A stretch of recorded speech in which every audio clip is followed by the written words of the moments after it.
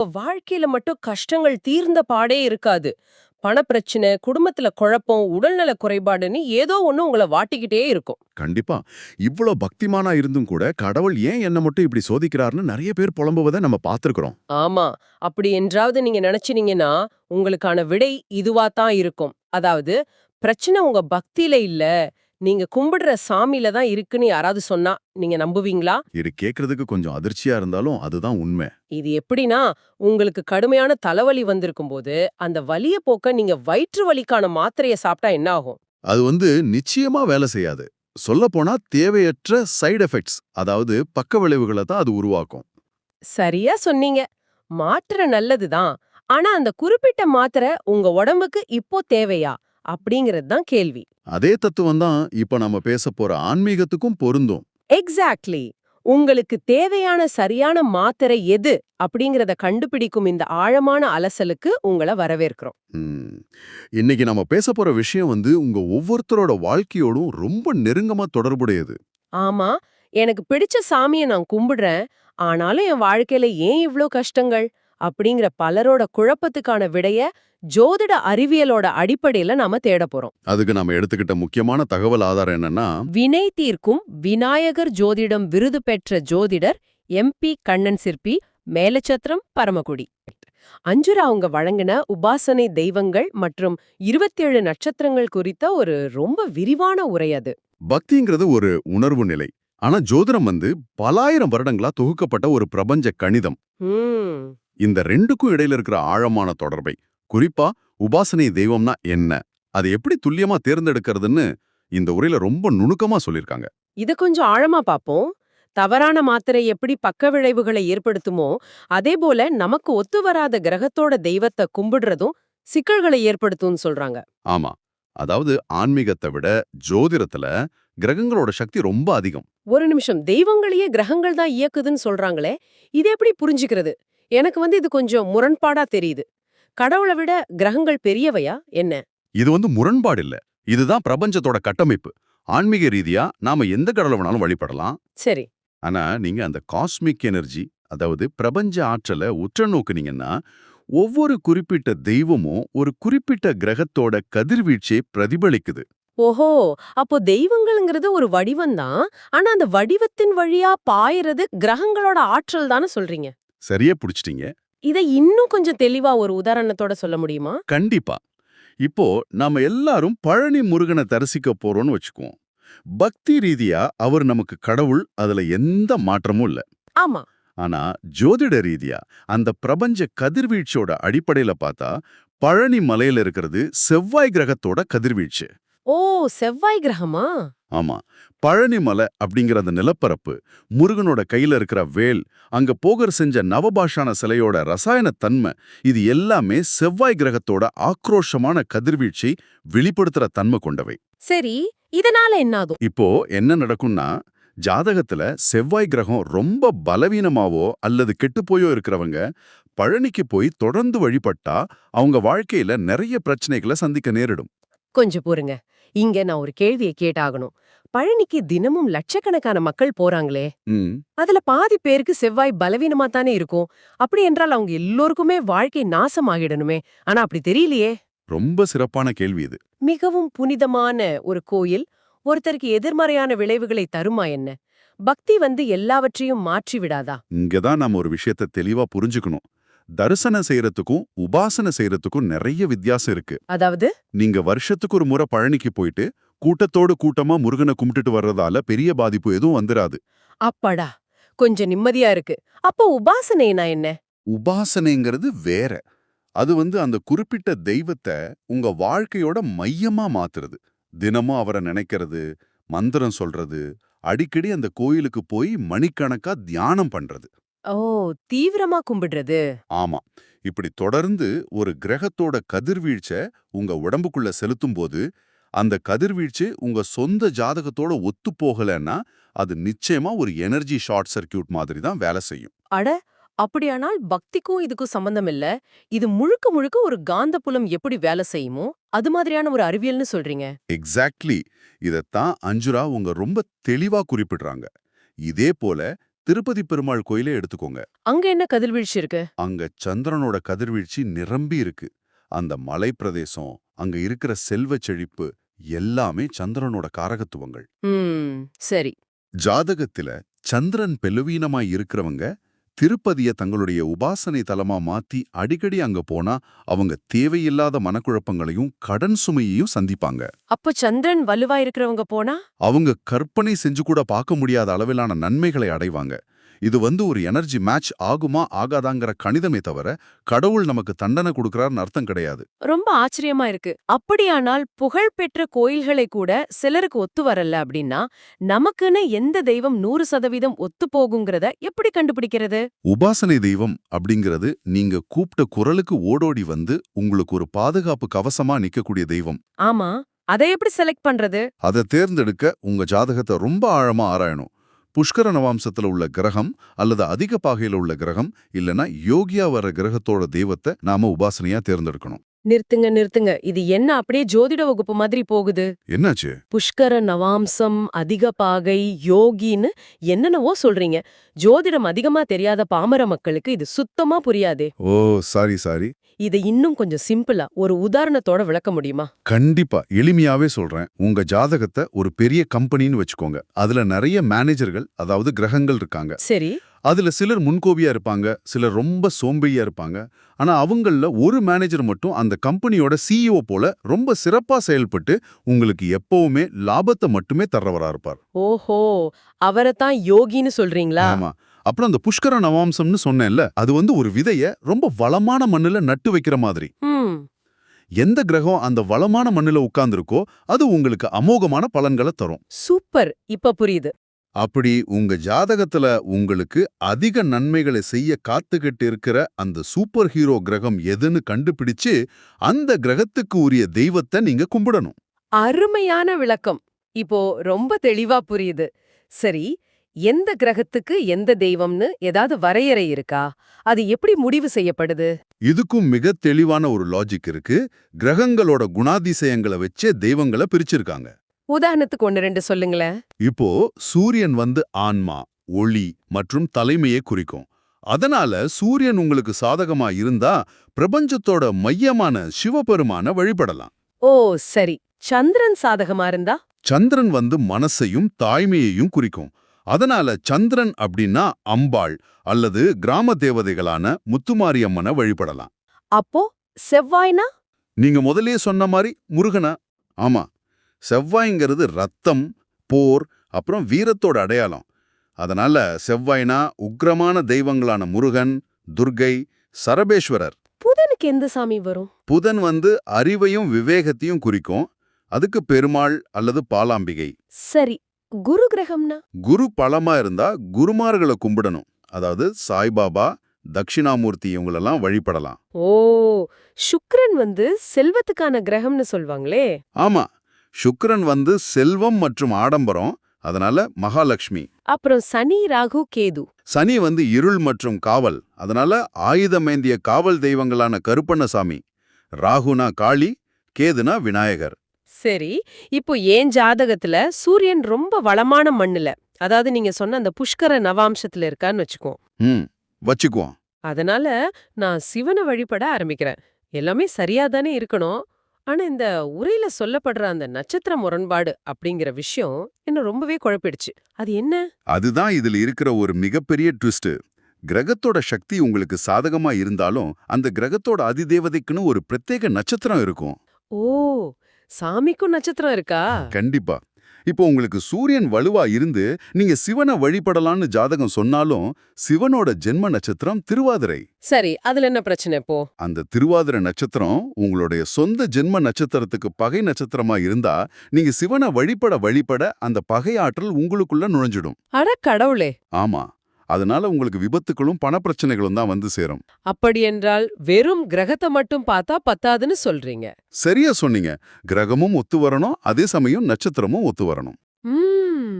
இப்போ திருப்பதி பெருமாளோட நட்சத்திரம் உத்திரட்டாதி, சாய்பாபாவோட நட்சத்திரம் ஆயில்யம். நீங்க சாய்பாபாவை தீவிரமா கும்பிடுறீங்கன்னா உங்க ஜாதகத்துல ஆயில்ய நட்சத்திரம் உங்களுக்கு சாதகமா இருக்கான்னு முதல்ல பார்க்கணும். அது உங்களை அழிக்கிற நட்சத்திரமா இல்லாம இருக்காங்கிறத தெரிஞ்சுக்கணும். அது சாதகமா இருந்தா மட்டும்தான் அந்த உபாசனை உங்களுக்கு முழுமையா வேலை செய்யும். இது கேக்குறதுக்கு நாம ஆன்லைன்ல யூஸ் பண்ற 2 ஸ்டெப் ஆத்தென்டிகேஷன் மாதிரி இருக்கு. ஆமா, கிட்டத்தட்ட அதேதான். கடவுளோட ஆசீர்வாதத்தை பெறுறதுக்கும் நம்ம ஜாதகத்துல முதப்படியா கிரகங்கிற யூசர் நேம் சரியா இருக்கணும், 2வது படியா அந்த நட்சத்திரங்கிற பாஸ்வேர்டும் மேட்ச் ஆகணும். அப்பதான் அந்த பிரபஞ்ச கதவு திறக்கும் போல இருக்கு. மிகச் சரியான ஒப்பீடு. இந்த 2 படிகளும் சரியா இருந்தா மட்டும்தான் எந்த விதமான சைடு எஃபெக்ட்ஸும் இல்லாம அந்த தெய்வத்தோட முழுமையான ஆசீர்வாதத்தை உங்களால பெற முடியும். சரி, இப்போ அப்படி ஒரு சரியான தெய்வத்தை நாம கண்டுபிடிச்சிட்டோம்னு வச்சுக்குவோம். அந்த உபாசனைய தொடர்ந்து செய்யும்போது நம்ம மனசுலயும் உடம்புலயும் என்னென்ன மாற்றங்கள் நடக்கும்? ஒரு வழியா பாஸ்வேர்ட் எல்லாம் மேட்ச் ஆகி சரியான தெய்வத்தை பிடிச்சிட்டோம். தினமும் அவங்கள வழிபடுறோம். இதனால் பிராக்டிக்கலா உங்க குணத்திலேயோ வாழ்விலையோ பெரிய மாற்றம் வரும். ஓ, நாம வழிபடுற தெய்வமாகவே நாம மாறிடுவோம்னு சொல்றீங்களா? 100% அப்படிதான் நடக்கும். நீங்க எந்த தெய்வத்தை தொடர்ந்து உற்று நோக்கி உபாசனை செய்றீங்களோ அந்த தெய்வத்தோட தன்மைய உங்க ஆழ்மனசும் உங்க உடம்போட செல்களும் உள்வாங்கத் தொடங்கும். நிஜமாவா? ஆமா, இது ஒரு வகையான உளவியல் மற்றும் பௌதீக மாற்றம். உதாரணமா, கல்யாணம் ஆகாத ஒரு இளைஞர் தனக்கு கல்யாணம் நடக்கணும்னு சொல்லி ஆஞ்சநேயரை தொடர்ந்து உபாசனை செய்யறாருன்னு வச்சுக்கோங்க. ஆஞ்சநேயர் பக்தர். ஆஞ்சநேயரோட அடிப்படை தன்மை என்ன? அவர் ஒரு தீவிரமான பிரம்மச்சாரி. ஓஹோ. ஆஹா, நீங்க தொடர்ந்து ஆஞ்சநேயரோட அதிர்வலைகளை ஈர்க்கும்போது அந்த பிரம்மச்சரிய தன்மை இந்த இளைஞருக்குள்ள ஊடுருவி அவருக்கு கல்யாணம் ஆகிறது மேலும் மேலும் தாமதமாயிட்டே போகும். அடடா, இது நாம சுத்தமா எதிர்பார்க்காத ஒரு விளைவா இருக்கே.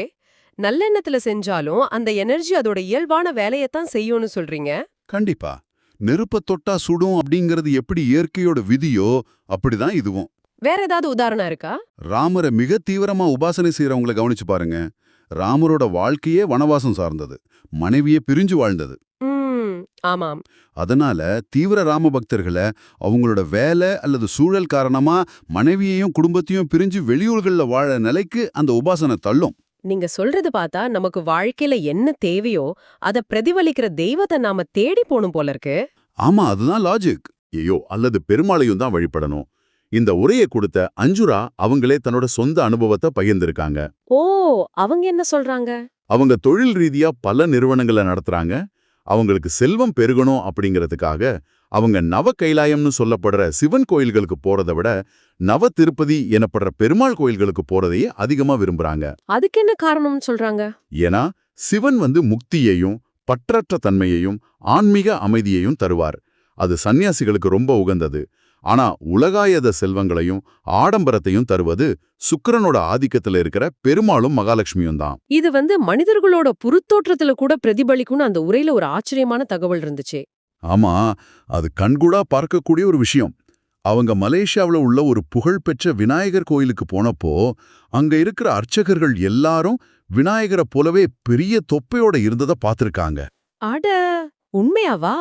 அதே போல மும்பை மகாலட்சுமி கோயில் அர்ச்சகரோட முகத்துல ஒரு பெண்மையான மென்மையும் மிழிவும் இருந்ததை கவனிச்சிருக்காங்க. இது எப்படி சாத்தியம்? தினசரி பல மணி நேரம் ஒரு குறிப்பிட்ட தெய்வத்தோட சிலையிலிருந்து வெளிப்படுற காந்த அலைகளுக்குள்ள நிக்கும்போது அந்த தெய்வத்தோட உடல் மற்றும் மன இயல்புகள் உபாசகருக்கும் அப்படியே கடத்தப்பட்டிருது. இது தினமும் வெயில்ல வேலை செய்யறவரோட சர்மம் கருத்து போறது மாதிரியான ஒரு இயல்பான பௌதிக மாற்றம்தான். நீங்க எந்த வேலைக்கு போக விரும்புறீங்களோ அதுக்கேத்த உடை அணியணும்னு கார்ப்பரேட் உலகத்துல சொல்லுவாங்க இல்லையா? ஆமா, அதே கான்செப்ட் தான். அதுபோல நீங்க வாழ்க்கையில எப்படி வாழ விரும்புறீங்களோ உங்களுக்கு என்ன தேவையோ அதுக்கேற்ற தன்மையுடைய தெய்வத்தை தேடி வழிபடணும்னு சொல்றீங்க. உங்க லாஜிக் ரொம்ப தெளிவா புரியுது. ஆனா இதுல ஒரு விஷயம் இருக்கு. அந்த தெய்வத்தை கண்டுபிடிச்ச பிறகு அவங்கள வழிபடுறதுக்குன்னே ரொம்ப கடுமையான சில விதிகள் இருக்கு. ஓ, அப்படியா? வெறும் மனசால நினைச்சா மட்டும் பத்தாது. அதுக்கான சரியான செயல்முறைகள் இருக்கு. அதுல நாம செய்யற சின்ன தவறுகள் கூட மிகப்பெரிய ஆபத்தா மாறக்கூடும். ஆபத்தா? நீங்க சொல்றத பார்த்தா கடவுளை வழிபடுறது அப்படிங்கிறது ஏதோ ஒரு சயின்ஸ் லேப்ல எக்ஸ்பெரிமெண்ட் பண்ற மாதிரி ரொம்ப துல்லியமான விஷயமா இருக்கும்னு நினைக்கிறேன். ஆமா, கிட்டத்தட்ட அப்படிதான். அப்படி என்னென்ன விதிகள் இருக்கு? அந்த செயல்முறையில ஏதாவது தப்பு நடந்தா என்ன ஆகும்? முதல்ல உபாசனைங்கிறது ஒரு முழுமையான அர்ப்பணிப்பு. நீங்க தேர்ந்தெடுத்த உபாசனை தெய்வத்தோட படம் உங்க மொபைல் வால்பேப்பர், உங்க கார், உங்க வீடுன்னு நீங்க எங்க பார்த்தாலும் இருக்கணும். சரி. உங்க கவனம் சிதறவே கூடாது. தினமும் அந்த தெய்வத்துக்குரிய காயத்ரி மந்திரம் அல்லது சூக்தம் படிக்கணும். உதாரணத்துக்கு பெருமாள்னா நாராயண சூக்தம், லக்ஷ்மினா ஸ்ரீ சூக்தம் படிக்கணும். அப்புறம் பெருமாளுக்கு சனிக்கிழமை விரதம் இருக்கணும்னு பலரும் நினைக்கிறாங்க. ஆனா ஜோதிட ரீதியா புதன்கிழமை தான் பெருமாளுக்கு உகந்த நாள். சரி, இதெல்லாம் கூட நம்மால பின்பற்றக்கூடிய ரொம்ப சுலபமான விஷயங்கள் தான். இதுல ஆபத்து எங்க வருது? அதான் சொல்றேன். கடவுள் எல்லாமே கருணை வடிவானவங்க தானே, அவங்க எப்படி நமக்கு ஆபத்தை விளைவிப்பாங்க? மிக முக்கியமான எச்சரிக்கையே இந்த நைவேத்தியம், அதாவது படையல் வைக்கிறதுல தான் வருது. இங்க தான் நிறைய பேர் அறியாமையால பெரிய தப்பு பண்றாங்க. நைவேத்தியத்துல தப்பு பண்றாங்களா? ஆமா, இப்ப பெருமாளை வழிபடுறவங்க மண்பானையில தயிர் சாதம் படிக்கணும், அதுதான் அவருக்கு உகந்தது. ஏன்னா பெருமாள் ரொம்ப சாத்வீகமான அமைதியான ஆற்றலை கொண்டவர். ம். ஆனா எல்லா கடவுளும் ஒண்ணுதான்னு நினைச்சுக்கிட்டு உக்கிரமான காவல் தெய்வங்களான சங்கிலி கருப்பனுக்கோ காலபைரவருக்கோ காலையில எழுந்து தயிர் சாதமும் சக்கரை பொங்கலும் வைக்கிறது எவ்வளோ பெரிய தப்பு தெரியுமா? ஓ, காவல் தெய்வங்களுக்கு தயிர் சாதம் வைக்க கூடாதா? வைத்தா என்ன தப்பு? கண்டிப்பா கூடாது. காலபைரவர், கருப்பணசுவாமி மாதிரியான காவல் தெய்வங்கள் எல்லாம் உக்கிரமான ஆக்ரோஷமான ஆற்றலோட வெளிப்பாடுகள். அந்த ஆற்றலை நிலைநிறுத்த அதுக்கேத்த உணவைத்தான் நாம தரணும். அப்போ அவங்களுக்கு என்ன வைக்கணும்? பைரவர் மாதிரியான தெய்வங்களுக்கு மது, குறிப்பா ரம் வச்சு வழிபடணும்னு அஞ்சுரா குறிப்பிடுறாங்க. ரம் வைக்கணுமா? ஆமா, அவங்க காசிக்கு போகும்போது காலபைரவருக்கு அதை நைவேத்தியமா வைக்கிறத பத்தி சொல்றாங்க. காவல் தெய்வங்கள் ரத்தப்பழி மற்றும் காரமான உணவுகளை ஏற்கிற தன்மை கொண்டவை.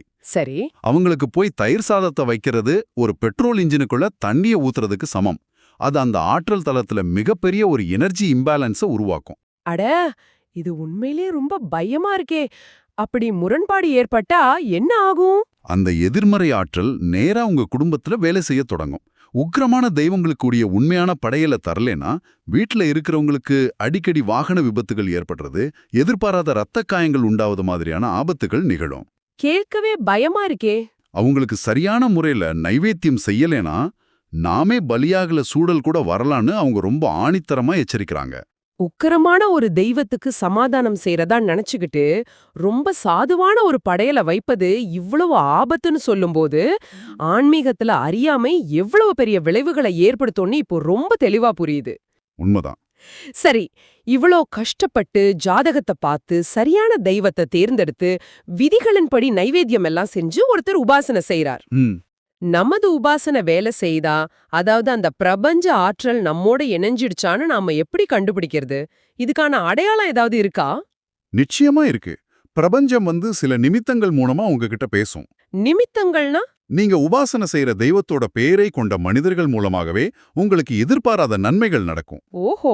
உதாரணமா, நீங்க முருகன் உபாசனை செய்றீங்கன்னா உங்க வாழ்க்கையில நீங்க ஒரு பெரிய சிக்கல்ல மாட்டிக்கொள்ளும் நேரங்கள்ல முருகன் அல்லது கார்த்திகேயன்னு பேரு கொண்ட ஒருத்தரே எதேச்சியா உங்களுக்கு உதவி செய்வார். ஆடடா, இது ரொம்ப இன்ட்ரெஸ்டிங்கா இருக்கே.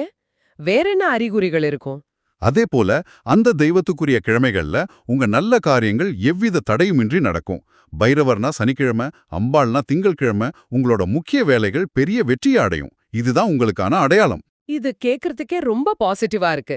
ஆனா ஒருவேளை இந்த உபாசனை சித்தி அடைஞ்ச பிறகு அத நாம இழந்துடவும் வாய்ப்பு இருக்கா? 100% வாய்ப்பு இருக்கு. ஒரு தெய்வத்தை உபாசனை செய்யும்போது அந்த தெய்வம் குறிக்கிற கிரகத்தோட உயிர் காரகத்துவத்தை நிஜ வாழ்க்கையில நீங்க மதிக்கணும். இத மீறது தான் மிகப்பெரிய விதிமீறல். உயிர் காரகத்துவம்னா என்ன? கொஞ்சம் புரியுற மாதிரி சொல்லுங்களேன். இப்போ உதாரணமா, சுக்கிரன் அப்படிங்கிறது மகாலட்சுமியை குறிக்கும். அதே சுக்கிரன் மனித உறவுகள்ல மனைவியை குறிக்கும். சரி. மகாலட்சுமியை தீவிரமா உபாசனை செஞ்சு பெரும் பணக்காரனான ஒருத்தர் நிஜ வாழ்க்கையில தன் மனைவியை அடிச்சாலோ குடும்பப்படுத்தினாலோ அடுத்த கணமே அந்த மகாலட்சுமி உபாசனை அவரை விட்டு நிரந்தரமா போயிடும். அப்படியா? ஆமா, அவருடைய செல்வங்கள் எல்லாம் அழிஞ்சு திரும்பவும் அவருக்கு பண கஷ்டம் வந்துடும். வாவ். அப்படி என்றால் நீங்க பூஜை அறையில எப்படி நடந்து கொள்கிறீர்கள் அப்படிங்கறத விட நிஜ வாழ்க்கையில எப்படி வாழ்றீங்க அப்படிங்கறது தான் முக்கியம். அதேதான். அம்பாள் உபாசனை செய்யறவங்க தங்களோட தாயை மதிக்கணும். ஏன்னா சந்திரன் தாயை குறிக்கிறார். செவ்வாய்க்கு.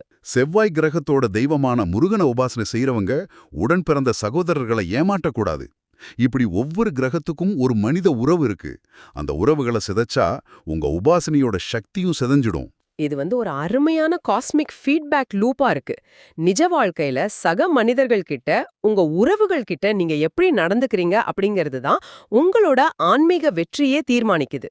மிகச்சிறந்த தத்துவம் இது. இதுல இன்னொரு வியக்கத்தக்க விஷயமும் இருக்கு.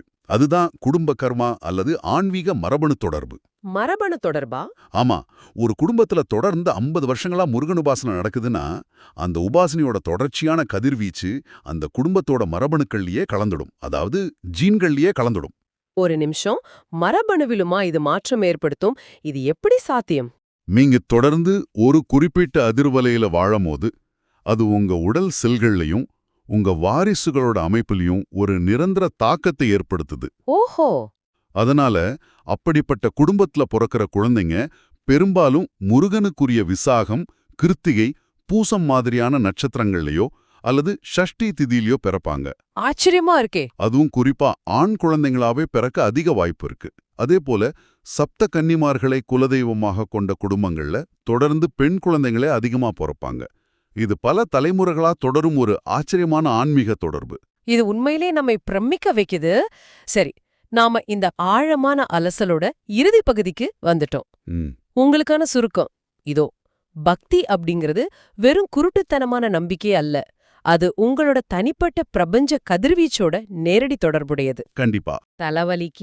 தலைவலிக்கான மாத்திரையை தான் போடணும் அப்படிங்கிறது போல, உங்களுக்கு எந்த தெய்வம் செட் ஆகும் அப்படிங்கிறது உங்க ஜாதகமே முடிவு செய்யுது.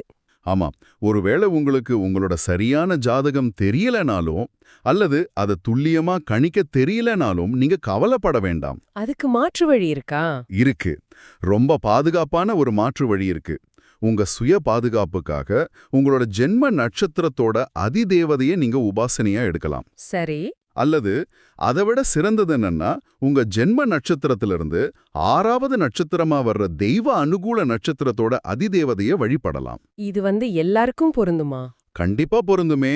உதாரணமா அஸ்வினி நட்சத்திரத்துல பிறந்தவங்க அதிலிருந்து 6வது நட்சத்திரமா வர்ற திருவாதிரியோட அதிதேவதையான சிவனையோ அல்லது அஸ்வினியோட சொந்த தேவதையான சரஸ்வதியையோ உபாசனை செய்யலாம். சூப்பர். இது எந்த பக்க விளைவுகளும் தராத ரொம்ப பாதுகாப்பான ஆன்மீக பாதையாகும். முடிப்பதற்கு முன்னாடி உங்களுக்கு ஒரு சிந்தனையை கொடுக்க விரும்புறேன். சொல்லுங்க.